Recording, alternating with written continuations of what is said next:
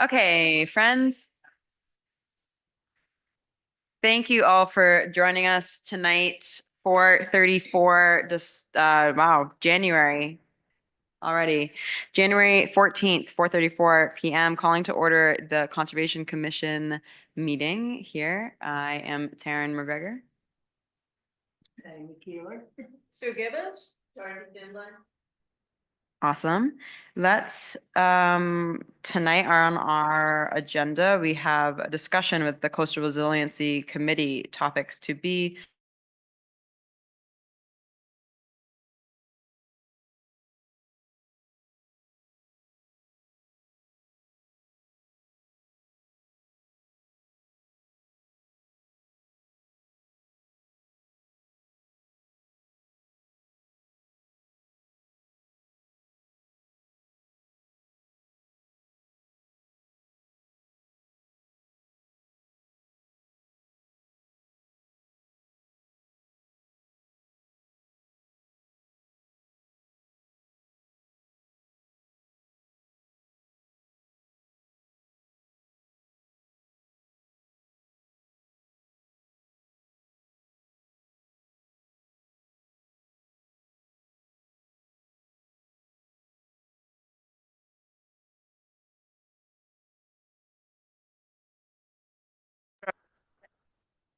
reflect what our respective responsibilities are and sort of where we can help each other. So for example, the Coastal Resilience Committee is an advisory committee. It's not, we don't do anything. We don't control any assets except like $2,000 that I begged them to put into the budget so that I knew which meetings to go to when it was budget time. So I didn't have to go to all of them. But anyway, really, we don't, what we do is we do community outreach, community engagement. We, every summer we try and have a really good speaker that brings the community, the summer community in to talk about, what are the priorities on the island and what's important. And so, very interested in learning a little bit about what the Conservation Commission does, what its priorities are. In particular, the recent bluff projects that seem to surprise us. That was, how did a huge bluff project sort of fly in under the radar that nobody noticed? And that's not right. We should have at least some engagement around things that are going to change the geomorphology of the island. What I think, in that case, for example, do we want this patchwork of natural bluffs with these sort of mowed sections where people are doing abatements?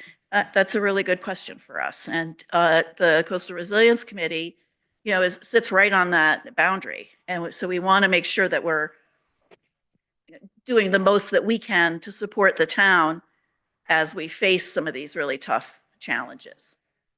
And by the way, so we all represent the town, but just sort of in different ways.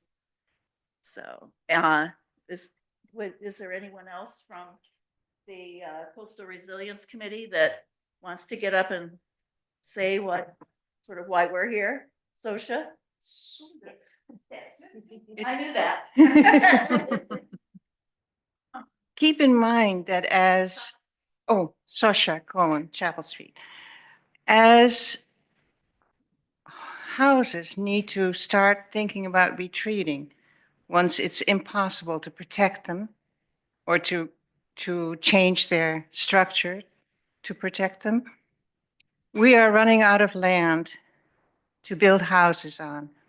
And one aspect of the housing community that is critical at this point is the affordable housing. Many of them have had they're expired for different legal reasons. so that the housing board is looking for land to build affordable housing. So not only are we dealing with sea level rise, but we're also dealing with the need for housing. And one of the proposals that is sort of in the back of our minds, in other words, the planning board has to discuss it in detail, is to have conservation land, new conservation land, not the ones that's already under contract, consider allowing affordable housing on the property where the Nature Conservancy maintains control over the land, thereby lowering the cost of building these structures. And I just wanted to tell you that because sea level rise creates many conflicting needs. And I think we need to balance all of them. The other thing was, and you're better at explaining this than I am, but I'll try. Malcolm Spaulding, yeah, informed us at one point as part of his capstone study that we have, according to him, about 21 tier 1 parcels on the island that are not owned by TNC, but are vulnerable to the migration of marsh property. And Judy pointed out that we need to have that ground truth. And so my message to you is if you're interested in getting some kids or high school kids or whatever to ground truth these properties, that would be very helpful. And that's it. That's all I can think of right now. Thanks, Michelle. Awesome. Is there anyone else that would like to speak before I make a few remarks? I'm new in the process, but we try to, from my background, I look at data and try to gather as much possible data so everybody has an opinion about the project of, or at least the global warming feeling in general. So I start to look, for example, to Nantucket. There is a link on the document you share, and you can see the Nantucket. First of all, there is so many houses who just collapse, and they cannot be rebuilt because there is no land anymore. And also, I figured out that FEMA was able to do an estimation of the erosion for Nantucket. So I'm starting to gather as much possible document with Valerie and this gentleman, I forgot his name.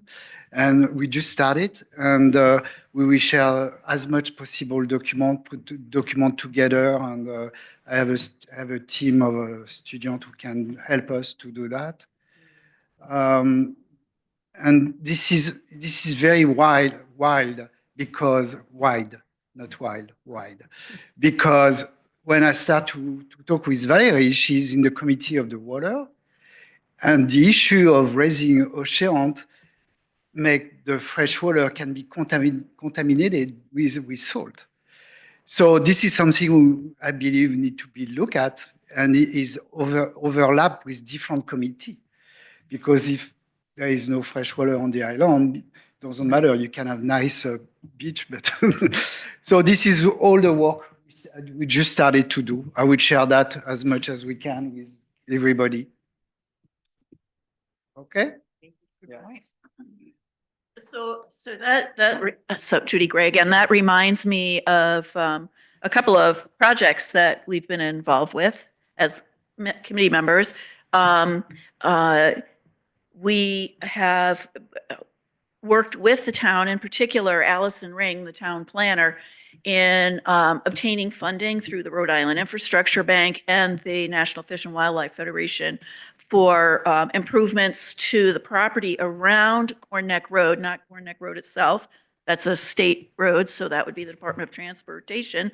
But looking at what can we do, what are natural and nature-based things that we can do to, for example, improve the drainage in the parking lots, and but also look at Scotch Beach Road and the flooding that happens there, and how do we make sure that as sea levels rise, that we still can use that area? What can we do that's natural? So that's a project. The other thing I wanted to mention is, at least I feel like part of our job as a Sea Level Rise Committee and now the Coastal Resilience Committee is to attract attention from the state here on Block Island. A lot of stuff happens in the state, and they say it's statewide, but it doesn't include Block Island. Um, uh, for example, what are the maps called that Malcolm, those, anyway, the inundation maps, shoreline inundation maps, like they said they did the whole state, but they didn't do Block Islands. So the University of Rhode Island with their capstone class did, Malcolm Spaulding's class did Block Island. They ran the models and did the studies. And so now now you can go to the website and look at inundation on Block Island. So like attracting attention to Block Island. Now that comes with a cost, that it costs time and attention from the town and from us as committee members. So we try and be careful, but that's also what we feel like is part of our job. So at the University of Rhode Island, there's a team of people. Annette Grilly leads it with her husband, Stefan Grilly, and they are going to be looking at Crescent Beach and natural and nature-based solutions, but from the water side. So it's going to be like a partnership. What we're doing with NIFWIF and Rhode Island Infrastructure Bank, and then what is then going to dovetail with what is really research on, is there a way to reduce wave energy for Crescent Beach? We've already unintentionally created a situation with the groins where we're starving the beach from Surf Hotel up to a certain point of sand. So, what kinds of technologies can we use? SOSHA talks a lot about sand engines, where you dump sand in a spot and use natural processes to redistribute that. Well, we've been doing that for years out here. Through Mike Shea and also through what the road department does, the dredging they can do from land, but also what the Currituck and other ships have, the dredging ships have done. So, anyway, Annette and her team are looking at, what can we do from the water side to maybe protect Crescent Beach and keep it one of the most healthy and most beautiful beaches in Rhode Island. So anyway, I want to let you know that, give you a little bit more flavor of what we do and why. Okay, thank you. Hey, Carlos. Welcome. That's cool. Thank you all so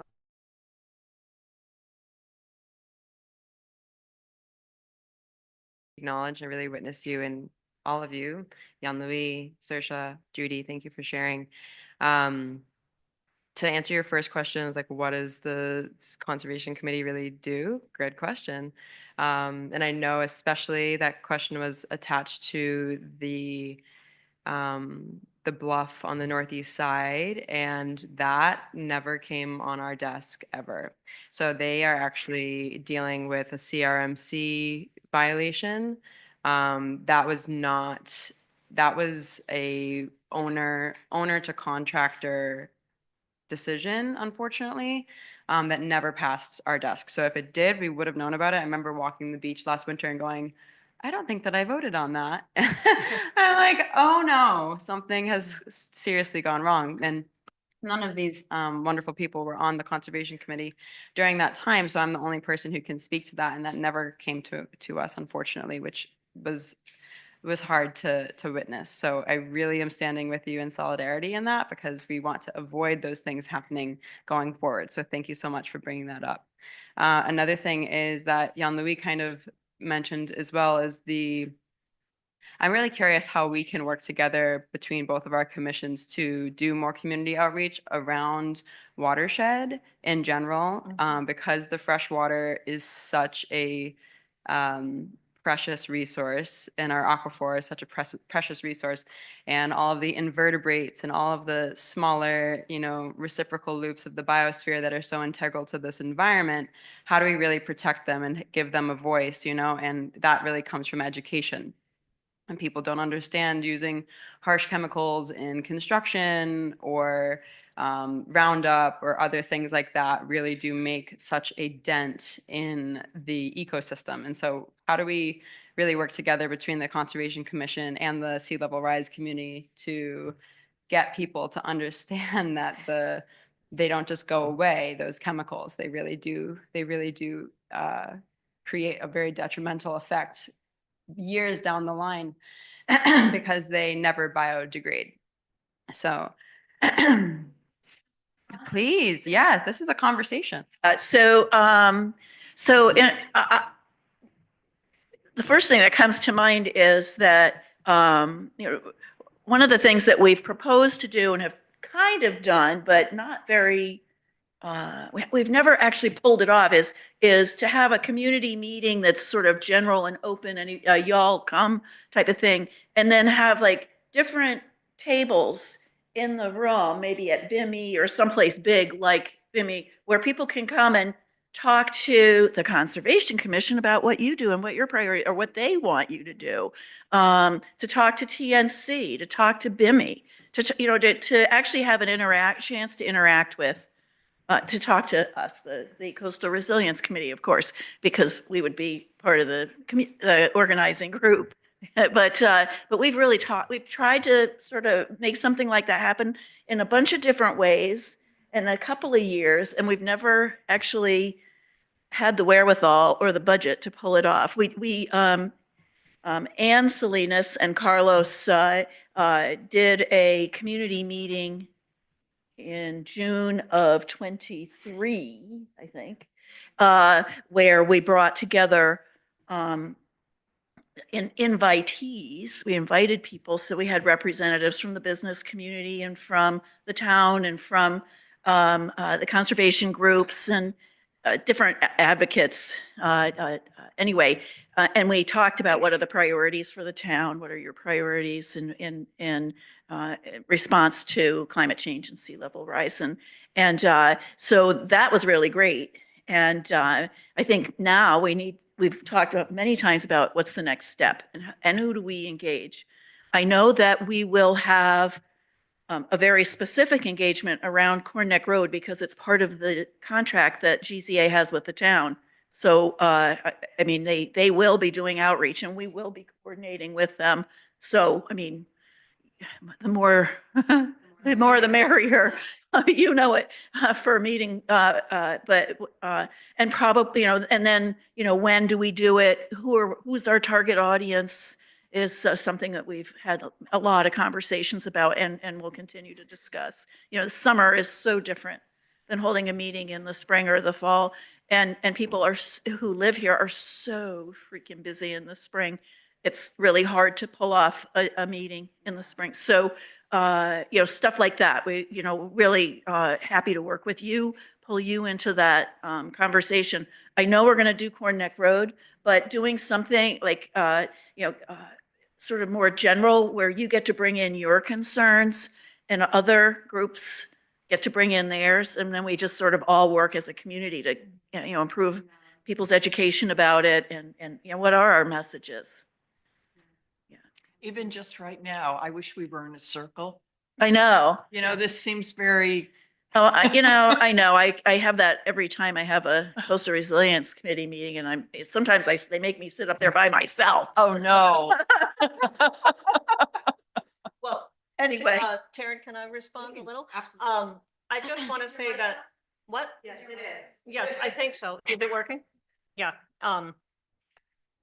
I'm Sue Gibbons, and I'm relatively new to the Conservation Commission. And I just want to let you know, because it took me a while to find it myself, that if you take a look at the Conservation Commission purpose, which I think what would be really interesting in a lot of these groups that work together is for us to look at each other's charters or purposes and things and see officially where a lot of the overlap is, which doesn't mean we can't make overlap that's unofficial as well.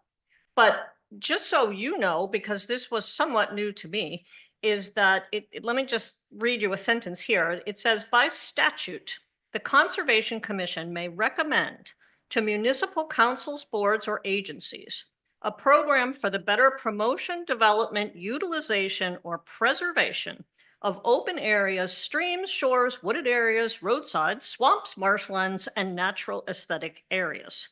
So this is big and very broad, and certainly connects to many things that the sea level rise people, coastal resiliency, are doing.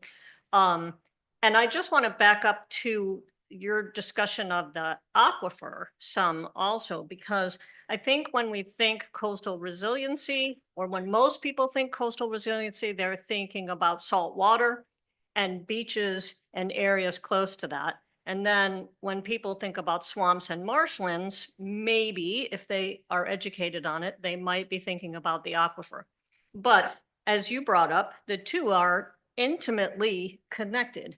And if we do manage to get saltwater intrusion into the aquifer on Block Island, which could very well happen if we overdraw it, or could happen through sea level rise also, then we'll have a whole new program to deal with out here in terms of our access to fresh water. So for me, that's something, and there are many other things, but that's something that these two groups should definitely be trying to work closely with, and working closely to educate people about what it is a marshland or a swamp does. Because what it does is something that's keeping you able to drink the water that comes out of your well. So So John Bruni had a group from URI out here, and they were doing measurements in Mhm. wells. And I know they did my next door neighbors because they weren't there at the time. They couldn't do mine because we were going up and down on a daily basis with use. But they could actually measure the tides in the well. And this is up on the plains, which is at about 160 feet the ground is. So it was very interesting. And so John is really interested in this whole aquifer question, of course, that's his job. And we continue to have discussions with him about, what have you read lately? So it's like sharing of expertise. See, part of what I feel like our jobs are is that you get a title like this, all of a sudden you start really paying attention, and it's everywhere. It's like in all the magazines that you pick up, even, it's like all of a sudden you start noticing it. And then that's what we bring back to each other, is this is what I found. These are the, because we all read different stuff and different journals and stuff like that. So, but that's, I think, a really important part of this is bringing the kind of, like with the aquifer, working with the water company and actually Dylan Chase at the sewer company too, very interested in this issue.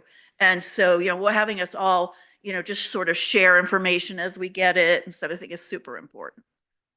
yeah, Super and it's important. important to all of the housing discussions as well. Oh. Because, the more we use our water, the more we need to replenish our water, the more we draw on the aquifer. So it's, all of those discussions do have to connect. Yes, and we've had some discussions in the Coastal Resilience Committee about when someone buys a house, how much information are they actually getting about what the risks are that are associated with that house, and how much can the town actually demand of a real estate agent in telling them what the risks are? So, and now we have just transcended that. We ask that question. And then we might work with the town to find out where the regulations are on that, but then we've gone off, that's off our screen now, because that's squarely in the regulation part of town. And so and then we're just like a support team, we'll hold some meetings, but we're like in this cheering section at that point, and not in the implementation. Right. But can you see how that sort of rolls out? Yeah, okay. So first of all, I apologize for being late. It's been a comedy of errors on my end. But is there anything that precludes Coastal Resilience from sitting at the same table with us? That's what Well, why don't we all Shall we pull just up do and that? we're all on the same table? Yeah. That's how I feel. It's And I- kind of like your team, our team. It seems so formal this way. Yeah. It does. No, and- Much better. It would be much great idea. And also, at the last Conservation Commission, I was tasked with finding the overlaps. So I'm going to pass around the draft. Y'all could pass it around. Any extras I will recycle and then redo.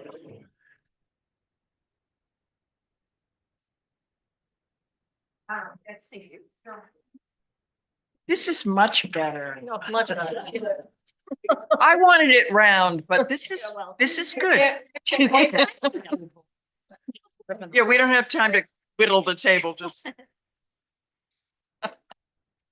So these are, just so that everyone understands, the coastal resilience pieces are from their working groups and points of contact that they established not that long ago. And the Conservation Commission ones are from a handout we received based on the town's plan.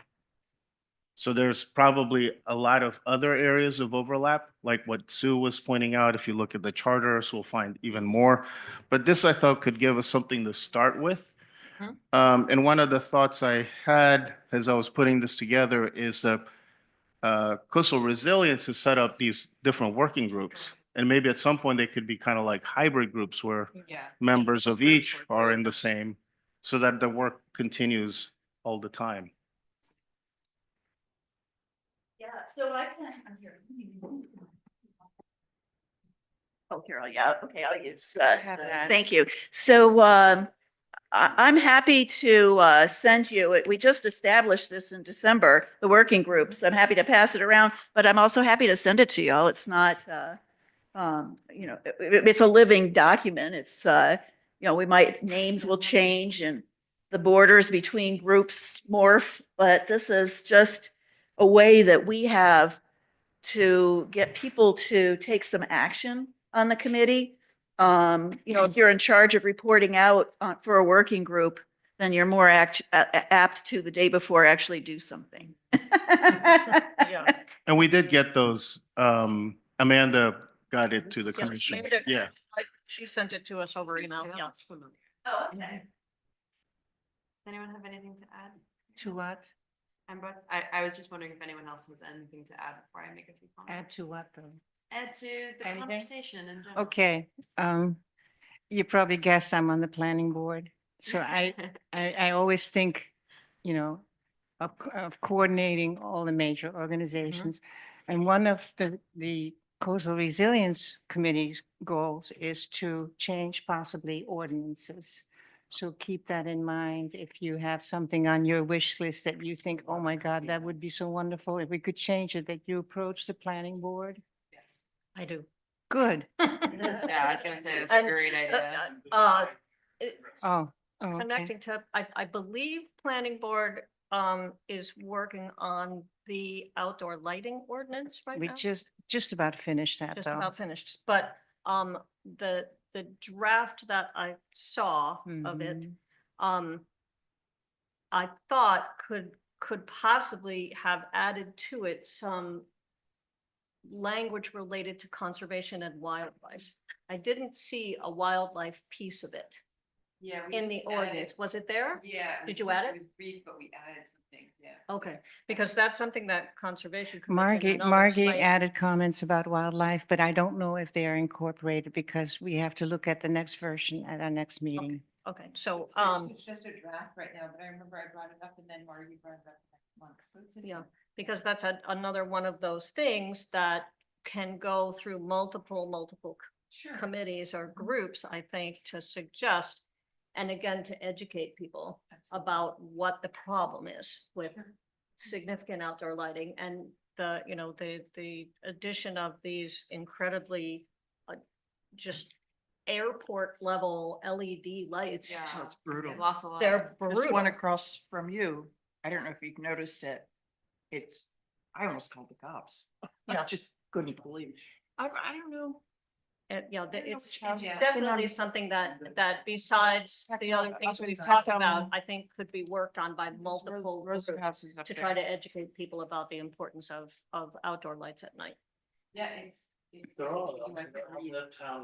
is about, at least they have to shine down. There are, but it seems to me that there was something in the ordinance that said you're grandfathered in if your lights are less Yeah. than 5 years old or something. Yeah, I and if didn't you- get all the way through it, but it didn't, the way that it is right now, it didn't feel very enforceable. And it probably is very difficult to enforce. Right. It is, Right. like Yeah. many things, it is, but yeah, that even the term grandfather, we said, I don't think we can use that. Yeah, I hope No, not. But yeah. at any rate, I didn't mean to start a whole different discussion, but I just think that's another area we haven't talked about yet that I would love to see Conservation Commission start to talk about lighting. Anyone's welcome to come to the drafting that new changes to the zoning regulations. It's posted in the paper. And that is also very marketable. Here, I mean. Here, you need a. Oh. Oh, you're fine, don't. You lost your momentum. You can, No, no, no. It's just that, you know, there are so many obvious reasons why bright lights aren't appropriate. Yeah. Nature, the stars. There are alternatives like amber lamps. Amber's nice. So anyway, that's. So, one of so you or Sue were talking about a very specific ordinance or regulation. We had the TNC Coastal Resilience Coordinator who was on for about 8 months last year. We had asked her to look at the ordinances in the town with a lens towards climate change and coastal resilience and where are the areas where we could improve on the existing ordinances. And we will get a report back. Right now it's with the town. They're looking through it to make sure that it's, I mean, I don't know who in the town has it, but we will get it back eventually. But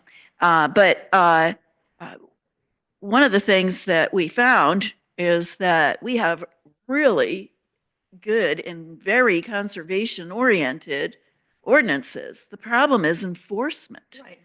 And so, yeah, I think that this is an area where it might be public education or community engagement, but I think we really, I don't think that, for example, the lighting example, you're coming down with a hammer on somebody and you saying you must is just not the right approach. And so we really need to build up some sort of loving support around the idea of downcast lighting, of amber lighting, and of not, being the only spotlight I can see because it's on top of your garage. Yeah. yeah, I think that's really important to note as well, because especially when we're reviewing plans for people who want to buy their homes or want to refinish their homes or whatever, I don't see usually any notes about lighting or anything like that. And so that's going to be a really important question for us to ask going forward as well, because I'm curious to know, and all of us want to know as well. We're passionate about reducing as much light as possible. So making sure that we try to remember to advocate for what lighting is going to go on this new garage or go on the front of the home, and can it be solar or can it be amber lighting or whatever, and also just be able to provide a lot of the why behind all of this. It's like there's actually real reasons why this is really important to pay attention to. And so just being a little bit more proactive, I think, with when we review plans is probably a better idea going forward, because I don't think that we've ever talked about lighting on the Conservation Committee with any bid that came before us. So that's something to definitely pay attention to. Another thing, go ahead. Just to say, we do have an existing lighting ordinance, Yeah, so you can refer to that. if no you're one knows that. I thought Like, that's we did. amazing. We do. Yeah, we do. It exists. We do, it exists, and you can look it up. It's Right, I available love to that. anyone. When you get And married, you if should we're have just to get rewriting with it. all the rules. 100%. And that's kind of what, All the rules. that's about kind of lights, what- water, about, there's so many To be components presented to the renter. to the from renter. Yeah.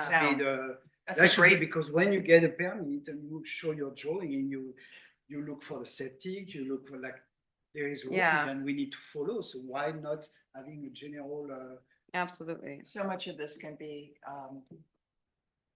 given to the renter. and Yeah. again, I look Do's at, and the don'ts I sort look of at thing. Nantucket and I saw that they have this booklet when they say how deep is the freshwater and all of this, like this is a part of, I believe, make people Loving Rock aware, Island. understand the Mhm. rule and the.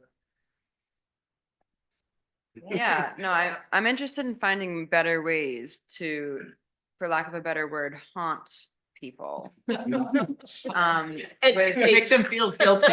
Not so much make them feel guilty, but like to educate to the point that they get it. They're like, okay, not this again. You know what I mean? It's like, I've heard it a million times, like on the ferry, on a radio, on a whatever, like there's needs to be like, and yeah, the budget part, of course, is something to be looked at with that. Absolutely, 100%. But how can we get more creative with haunting the people of New Shoreham? Because all of us live year round, and we know these things well. And like even the ordinances, I'm learning more about ordinances and all that other stuff basically every time I come to one of these meetings, which is fantastic. But all the other people who come for just a smaller portion of the year and do contribute to these problems, how do we get it into their heads and stick it there? That's what I'm really concerned with, because it's like, Doing a good yeah, thing. yeah, it's like, how do we haunt them to the point where they're like, I've heard it. Yeah, Is in the I'm ferry not doing because that. Yes. They are stuck in the ferry, so Yeah. yeah. Yeah. I mean, Yeah, there's definitely more I creative. We have a diploma at the end of the hour. Yeah. Yes, that's what you don't get. But to the point where they want to tell someone else, you know what I mean? Not Right. haunt them to the point of like where they're like annoyed with it, but to the point of like, this is important. There's so many good whys, you know, it's Right. like a Sankalpa in Hinduism. It's like the real why behind all of this stuff. It's not just random information. It's like actually for very specific reasons. And if we listen to those specific reasons, maybe we could all inform others with those Mhm. specific. And there are, sorry, there are practical things related to, I mean, lighting is simpler than other things in some ways, but what if But the all watershed new stuff, like all of outdoor that. lighting had to be on motion sensors? Yes. Or Because solar. what I see in my neighbors, the problem we run into with outdoor lighting sometimes is that once, and with renters, I'm sure as well, because I drive to my own house that I rent in the summer sometimes in the morning, and all both outdoor lights are on, and I think, why are these lights on? But they should be on a timer.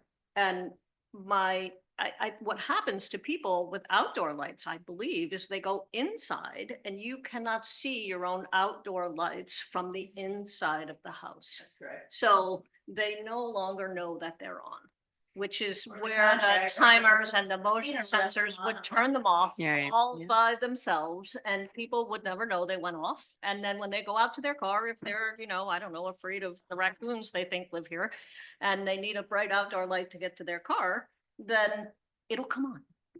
And if you're a renter and you get your power company bill, you will see all of that neglect or. You will, the except lights that the The new renters won't incredibly care. bright LED lights are also really cheap. Yeah. Run, so that's not helping. But to have the whole island on motion detector. Yes. Motion. With all the gear. Yes, yeah.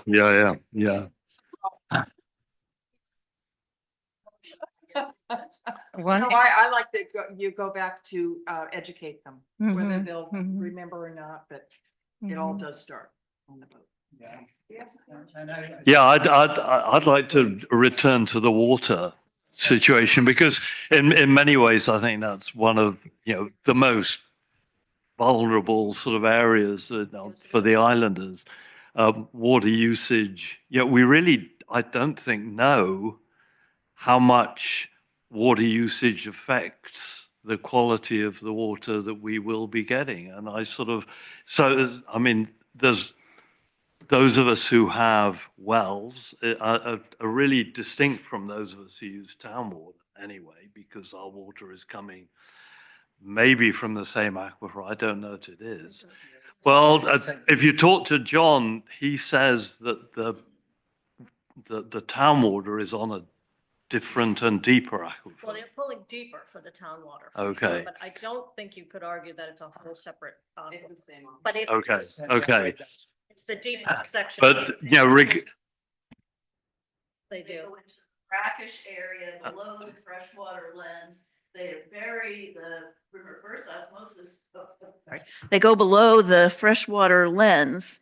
And the reverse osmosis filters are very sensitive to the level of salinity. And so they know exactly where they are, or the system is inefficient and isn't worth running because it's so energy intense. So they're very careful about using the right brackish level.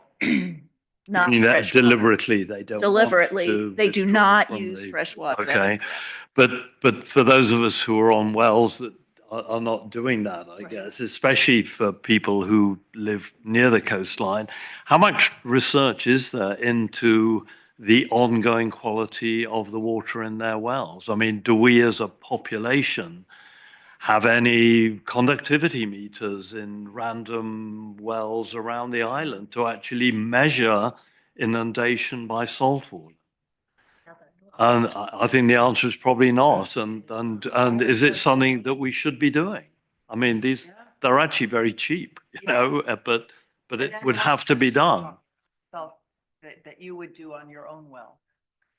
Yeah, but that, I mean, in a sense, I think it's something that should be done in a community-wide sort of level and, you know, select wells around the island to actually see to what extent it's a problem.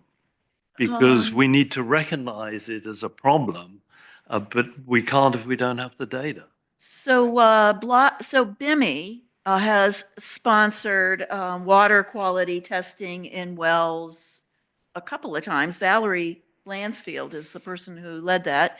And she takes those samples over to URI and they run them over in a lab at URI. So, and there's a cost. I mean, it's not inexpensive to have these tests run.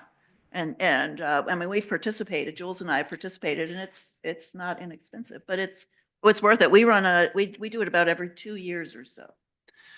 Yeah, it's really worth doing, I but mean- it is, I mean, there have been efforts. It's just not been sort of island-wide or purposeful, like, do we pick all the wells on the edges to see? And is it publicly reported? Yeah, correct, probably not. Which Yeah. then makes it essentially useless. I mean, For except the to those who community. have those, except to those who actually are part of that system. You know, that's- And all we got was our own results. We didn't get. the Yeah, community right, results. right. So that, yeah, so it would be nice to have a more public sort of, And if piece you of just information. used, I don't know the technology, but you referred to a conductivity tester that might just pick up the salt levels, and that might be a lot cheaper than the more aggressive water quality testing that's being done at URI. So Well- even if we were just tracking whether the salinity levels in those wells is slowly increasing or not, that might be a much easier piece of information to get with a simpler sensor. I think that's what you said. yes, and, you know, the connectivity meter system, you can log the change Right. over time, just automatically and pull it out every few months, download the data, put it straight back in. And it might allow us. if can people actually see willing to changes. cooperate with Such a thing, it might allow the community to see if there's a gentle rise occurring. Right, And, you know, whether there's a red flag that needs to go up because those numbers are going up or if they're not. And potentially, if the salinity was raising, potentially that would also raise the heavy metals in the water or something else. Like they could all potentially lead to more stuff Sure. coming into our fresh water. So I think that'd be really important to at least have the base salinity test. But Saoirse, did you have something to add? Oh, a little bit. Yeah. Education. One thing that we were thinking about on the planning board level is to require applicants, this is for plant development, to require as part of the checklist that they look at the storm tool maps. That they So look at what? That they have looked at the storm tool maps that reflect, that inform them about the risk of flooding or Oh. sea level rise or whatever, but that they've seen the maps. You know, you can't, in some cases, you cannot force somebody to do something because punishing them for not doing it might conflict with state law or with federal law, but education is free, is safe. We could recommend that building permits include that people, a checklist that people have looked at, the concerns that you mentioned earlier. Mm. If there are pamphlets or if there's a website, have you checked yes or no? At least it might raise awareness. But I'm more excited about the concept. As it stands right now, the town calls the different departments at budget time. And the nice thing about that is that they listen to the concerns of each department of the town. But what's missing is the whole picture, the global picture. Each of those departments have overlapping needs and conflicts. And wouldn't it be fun, at least it would be in my book, wouldn't it be fun for a public engagement event to have representatives from all the departments of the town highlight their concerns to an audience? And maybe have some opportunity like this to discuss. For example, right now, I want to say, can we set a date to discuss education policies that we might both Yeah, absolutely. implement or at least recommend to the town? Yeah. Well, yeah, that could be a really good next step. Yeah, absolutely. I'm gonna have Laurel send out an email where all of us can choose what date we can do that for, because that's essential based off of this conversation. Absolutely. 100%. And based off of the water, I mean, going back to the water just one more time, or maybe not, maybe there'll be more. That's fine too. But last year we worked a lot with the water company based off of the different applications that came before us as well. And like basically, and just to educate the new people as well on Conservation Commission, essentially nothing new can really be built on town water. That's at the max capacity, like drawing from that reverse osmosis system. Essentially what was communicated to me, or what I understood from it, was that it was like highly concerning what's already being administered to the town based off of the water needs. Now with not having what's the hotel? Yeah, without having the Harborside this summer is a little bit offset, which is good. But having another full hotel, like that's going to be rebuilt at some point, and then once that is built again, it's a massive problem. Like having such little amount of water allotted to the town water, and so making sure, like as well, like the bids that come before us in this coming year, that if it's on town water and they're looking to extend their house that might have a sink or another toilet or another, other water use. So we have to stay really, really keen observers on what water system they're coming from, especially if it's up the town, because we don't have the capacity to support any more, gallons per certain properties. I thought the addition of the new storage tank was to solve some of that. It is. It is. So it was a problem a year ago. It came up in planning too. Oh, It's part of that's our probably why checklist. we had so much conversation about it then. Sure, yeah. And the water department's been great in educating us as well. Didn't we also approve another well? Or, yeah, so Yes. we're increasing the capacity, not just the storage, but also the draw capacity. Yeah. Yeah. But I still think that it's. But it's not built yet. I also think that's put there to also mitigate the properties that are already there potentially if the water continues to decrease, because it is decreasing. And so I think that extra well was built and that extra storage container was built. So it supports the properties that are already established that are on town water. And so really, again, being very keen observers over what is implemented going further. Sure, I mean, that's just something you can put on your checklist. We Right. have that on our checklist for planning, so it is part of the application process to confirm water use before they are. Yeah, set to absolutely. go. It's like, do you really need So- 8 bedrooms or can you have 5? It's like, how much more water does it really need to allot? Do you need to allot to this home or to this structure? That's, But the planning board doesn't cover all building permits. Right, This, you're talking about planned development. It's Yeah. a limited group. right.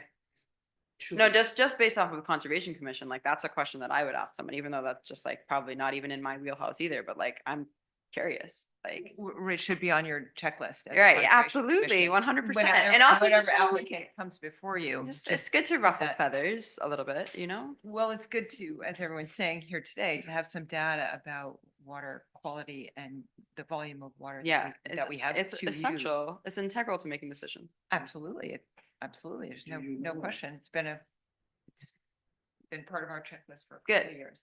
I'm happy to know that. Jan-Louis, turn that around. Do you know if, look, I'm pretty sure the water is connected underground. So when you add more well for the city, you lower the level for the private Right. wells. Sure. So who's managing and who look at this and say, well, that's it? When they did the presentation. Yeah, just for, because we're on YouTube. When they did the presentation here, they brought different sediment samples. And I had the impression from what he said that the deeper wells that they're going in now actually are separated by an impervious layer from above. And so the water they remove from deeper down will not lower the water supply. Because that was my question and concern. You know, you put this big thing here and I'm watching my water, get sucked out. And so that was what he led us to believe. So there's And- a report, so we can look at. Yeah. Yeah, and he brought us samples, this is from 100 feet, this is from 200 and, whatever. And so that was sort of useful. But the other thing I kind of took from that, Taryn, was not that they were not going to give any more water allotments, that they were. Mhm. And there could be new requests for more water in town. Absolutely. The only thing I understood him to say was that there was going to be, for lack of a better word, a pool of water that they were not going to allot, that they were gonna hold back as, I don't know. Emergency. Emergency Yeah. or whatever. But there would be, people could increase their water allotments, or you could have new construction and people would want more water and it wasn't gonna be capped. So- Right, but like, that's why I think it's a responsibility of the, Conservation Commission to make sure that Oh, we're just to keep paying that- attention yeah. to that and also just press people if we feel like we need to press them a little bit and say, hey, maybe not irrigation. How about not? But I think irrigation? the other question then is just regular wells, Yeah. forget the town drawing, just regular wells with all the construction and the larger things going in. Are they drawing down your well and my well? I think that's a very real concern, and I don't think that there's any one or entity that has addressed that Right. or looked at that until your well goes dry. Are there any stories of wells running dry? I don't know. No one knows. I haven't heard. Rick Batchelder probably knows. Yeah. Rick Batchelder probably knows Oh, the answer to okay. wells running dry. And Renee shook her head, so definitely not.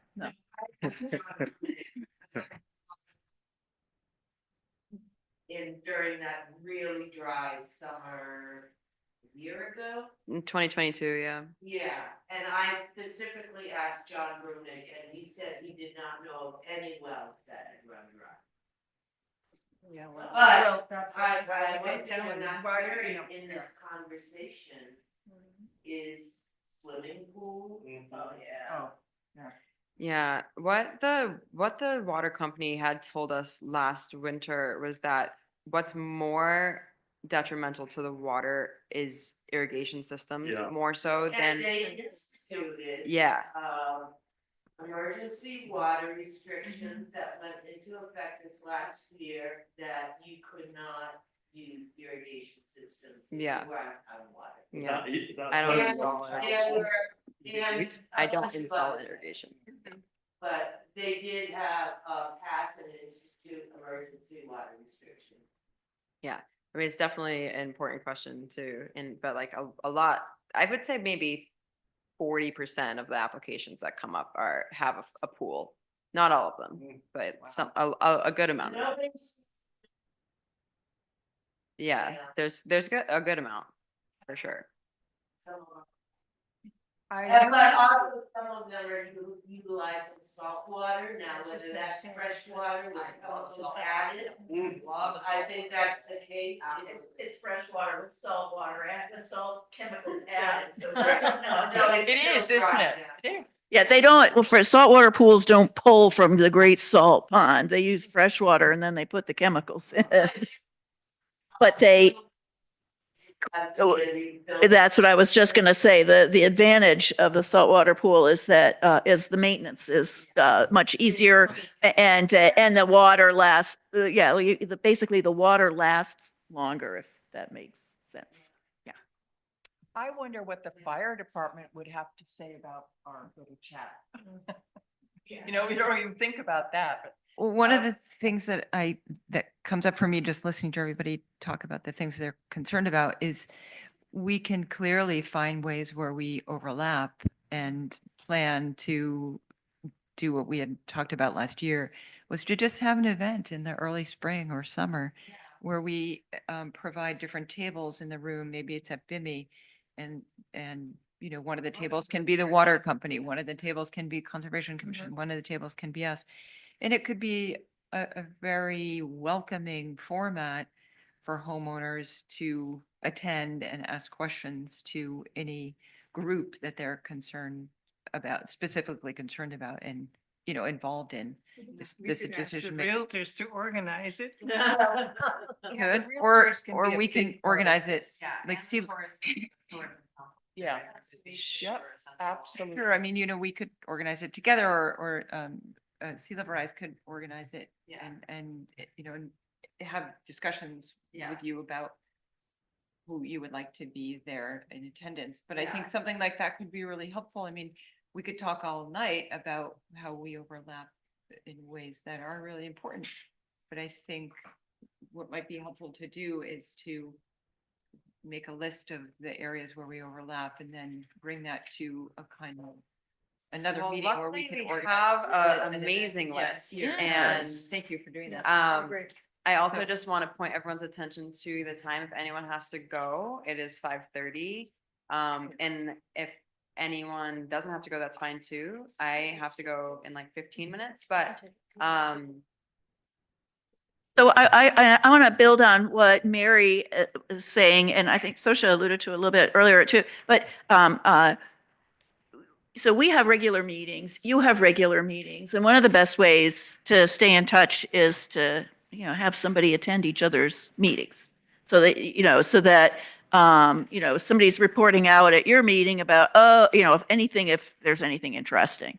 And likewise, they've attended your meeting. Oh, this is what happened at the Conservation Commission meeting, and they report out to us. And so, anyway, that's just an idea for a way that we can, you know, stay in touch with each other. we watch it. Yeah. Yes, absolutely. When is your next meeting? We meet the first Tuesday of every month here at 3:00 in the afternoon. Hang on, aren't we the first Tuesday? No. No, you're the second Tuesday Second Tuesday. at 4. Yeah, your second, your second Tuesday at 4:30, and we're the first Tuesday at 3. Make it a 2-hour. There you go. But anyway, yeah, and our meetings are an hour and a half. So, unless we run out of steam. The other thing we could do is, I mean, Coastal Resilience has established these working groups. And all these, and by the way, there may be some like weirdnesses, like when I converted PDFs into text, some things might have gotten garbled in there. But the different working groups, maybe one of us could join one of their different working groups because of the overlaps. Like each of these is like, is organized in Conservation Commission priorities and then Coastal Resilience Committee priority where they overlap the most. And so, I mean, this is 1, 2, 3, 4, 5. There's just 6 of them. So we could maybe start with that and see how far we go and maybe build up to what Mary was suggesting, some type of joint event later on and see how far we get with that. I mean, we may find that it works well, and we might find that it doesn't work at all, but. Yeah, and I feel like for it to work well, there would need to be some sort of incentive for the people to come, it's like, come, Lunch. yeah, like something, then it's, yeah, like Cookies. lunch or whatever, but like, I'm just over here as like the younger generation sitting at this table, and I'm trying to wonder how to include more people from my generation, and, because we're going to be inheriting this beautiful island, so how, But you can't afford to live here. You can't afford to buy a house here. who are you talking to? Are you talking to me? And none of us can afford to buy a Eventually, house I here. will be able to afford a house here. Tara, and one Uh, thing we could do is each of us, if we decide to do that joint meeting, we should all commit that we will grab at least 2 people, Yeah, yeah, like That something, immediately yeah. is like a decent number of people. Yeah, and then it's actually people who want to have conversations, and it's not just people who want to come and eat lunch and leave. Because it's like, I've been to a lot of events here where it's just kind of the same pool of people walking around, kind of just socializing, and it's like, that's great. That's really good, except nothing is done. And so I'm really focused on like results and productivity and how we can make this actually tangible for people to apply, not just show up and get a sandwich. So that's kind of where I'm at, like thinking about how. We should collect data from them. I mean, this is their chance to have input on Blatz, and, yeah. Mhm. We make, make it so that this is a chance where you can make a difference. Right. Yeah. Right. Yeah. Because we always you need a so you can statement for everything, it's like, come to this so you can X, Y, and Z. And so I'm focused on like, but that so you can would be to incentivize people to come. Right. Yeah. How are we feeling, everyone? Who has last thoughts to contribute? I'm excited about the prospect of educating people. Yeah, Me Yes. too. And That's where I we think start. it can start on the boat, honestly. I I love know that that might idea. be tricky, but that's the place to start. And I also really like the idea that the realtors have a strong say as to what they put in their welcome book. And that's exciting. And rentals and how can we help these people? Oh, yeah, it's all rentals. I'm talking rentals. Absolutely. And I can bring some, support, about the graphics, all the work of representation, because we have a team of students and people, and we just finished a proposal for the fire station. So I will share that if you want to see. It was just student and Anya, my wife, who teach architecture. They came over during the summer and they did a proposal. I can grab some of them and do the book for us, but they need to know the content. We need to work on the Right. content. What do you want to do? What do you want to say? So, just, Super important. yeah. So what are our concrete next steps Right. between now and the next time, like Coastal Resilience and Conservation Commission meet, in terms of bringing us together and collaborating more? Well, as you say, yeah. What's going to happen, Laurel, I have, to write down that we need to send out an email to all of us who are seated here to try to collaborate on a date or a rough plan to do some sort of educational advocacy thing. And what we would need, to move forward with that in regards to budget, regards to time, who can be there, what is who wants what, and how can we, balance that and harmonize that as best as we can. I think that is kind of a big fish to fry, so I think that it's probably better to just focus on that to get that nice and solid, and also see where the things that overlap. We're gonna probably continue to work on that as we go through our meetings. Mhm. Probably, it'd be a better idea to maybe attack one of those things where things overlap and Mhm. see if different, members of the Coastal Resiliency Committee could be at our meeting, or if we could be at their meeting, in order to continue to have that conversation based off of those issues that are all overlapping. But I think that the best best starting point would probably be, I agree. it's January and all of a sudden it will be May. Oh, yeah. And so instead of letting this sweep under the rug for another year, let's figure it out. Yeah? So Judy, just to get clarification, honey, Judy. I'm reading comments from Claire. I want to make sure I get Claire's input. What, yes, you were So saying? my take on all of this is that the working group, the working groups of our committee have a responsibility for education, Mhm. right? So those are the people that should be working with the TNC, Oh, yeah, and we have the public education and community engagement right? group that's meeting, I think, on the 23rd. Yeah, but and we should use that as an opportunity to get our collective act together and then meet with these guys. Yeah. Yeah. Right? Yeah, yeah, to make a coastal resiliency outline. Yeah. We don't necessarily have to meet all the time, but we understand what each other's checklists are. I think is very helpful because it's clear where we will overlap. And if we can sort of solidify that in a checklist for you, a checklist for us, then that makes the coming together less, Gives it purpose.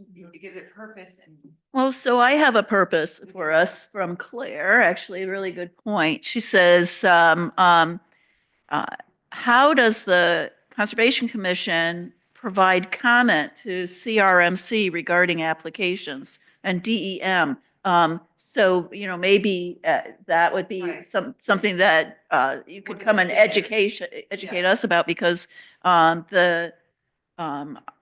in my conversations with Amanda Boulay, one of the things that we talked about was actually articulating with CRMC what the roles are out on Black Island, who's supposed to do what, Yes, yeah, and so we've been on this path for a little while now, and definitely want to be holding hands with you guys the whole time in the conversation, because we want to know from you, when do you, where you get inserted in that process? Yeah. Just to put a little, like, that maybe is like what's on? Yeah, that, I think so too. I think that's a really important discussion. Yeah. Good idea. How's everyone feeling? I just want to add something before we leave is education is great. It's somewhere complicated because how to talk about global warming without saying it? Because 50% of the people will turn off when you have the word. You know, like that. So To use that word. that's very, because I went through this already before in my work. And Let's talk about Block Island. you talked know, about just- something else and nobody understands is right away is the global warming, but they will slowly so they don't turn off the brain about that. Right. That's my, That's what I want to haunt them so they can't turn their brain off. But I'd like to educate them on the boat, that it's about Block Island, not global warming. Yeah. Not. Exactly. None of these terms. Yeah. Yeah, let's focus on what's. Right before we end, I want to, I used to be on the BIMI board, and I think the way we got more people interested in BIMI than anything else we did was we had a little booth outside the grocery store where we were asking for donations for the lobster raffle, but that education opportunity about BIMI was probably one of the most powerful things we did in educating people, grabbing young families, right? I mean, they all go to the grocery store as soon as they get off the boat, and grabbing young families. Have you been there? You've got to go see the tanks, that kind of thing. So, anyway, just wanted to The children are the ones that choose. put, Be involved. I just wanted to put that out there. Because it is about, advocacy and sort of putting yourself out there a little bit. And so, yeah, it could be, we could come up with some interesting stuff. For sure. Saoirse has. I think it would be very useful if each of the committees exchange email addresses. You send us your whole committee email and you send them our whole committee's email. Yeah, they'll swap those, no problem. But I mean, I want to have one.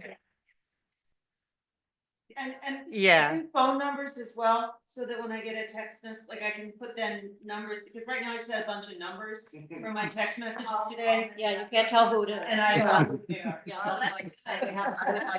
Somebody So can't be, can- somebody can't be here. Can I we do need also to run. be given the agendas for these meetings without having to go on the website?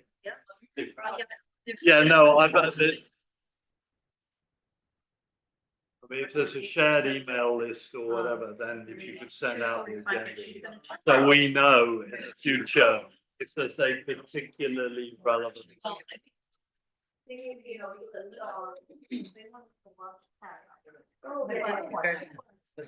Bye, good. Nice to see you.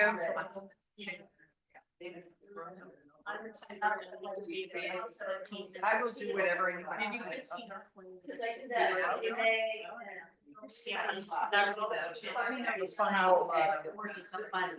Yeah, let me know the final. I need to. Very good.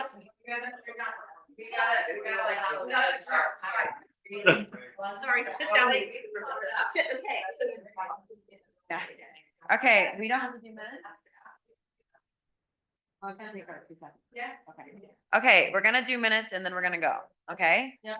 Okay, so approval of December. Yeah, you guys are free to go. Yeah. Thank you so much for being here. This is awesome. Okay, so we have to, that's what this is. Can I just make, a motion to approve the minutes from the Yeah, last let's just do meeting? it super quick. Everyone, Yep. everyone say aye. I, Aye. Okay, we've approved the minutes. Wonderful. Good job, everyone. Dorothy, yes, I made the Yes. motion, Taryn seconded. And we're gonna make a motion to now close the meeting. Thank you all so much. for And being here. second, and we're done. and I, Good job, everyone. Dorothy? Yeah. Yeah. I think it's the last one, but it was in the other end of the table. Okay. I'm good till it's. Okay, now, they're all straight, totally in there. Sorry.